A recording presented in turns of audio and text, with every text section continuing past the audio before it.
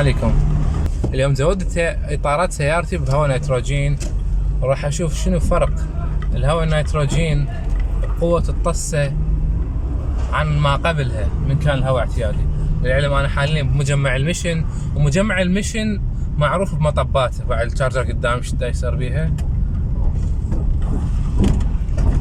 مع العلم انا الدبات الخلفيات تعبانات جدا، يعني الصدر الخلفي تعبان، ومع ذلك انا دا امشي احس بفرق بصراحة شاسع ما بين قبل وبعد. هاي طسة قوية والله، فرق بصراحة.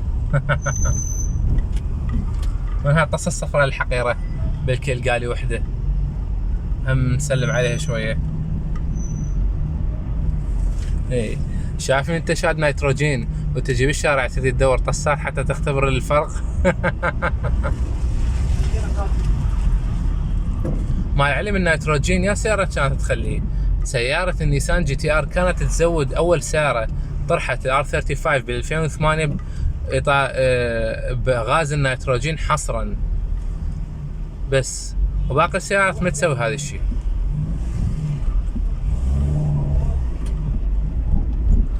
والنيتروجين ايضا يستخدم وين؟ يستخدم فقط في الطائرات. اطارات الطائرات ايضا تستخدم النيتروجين.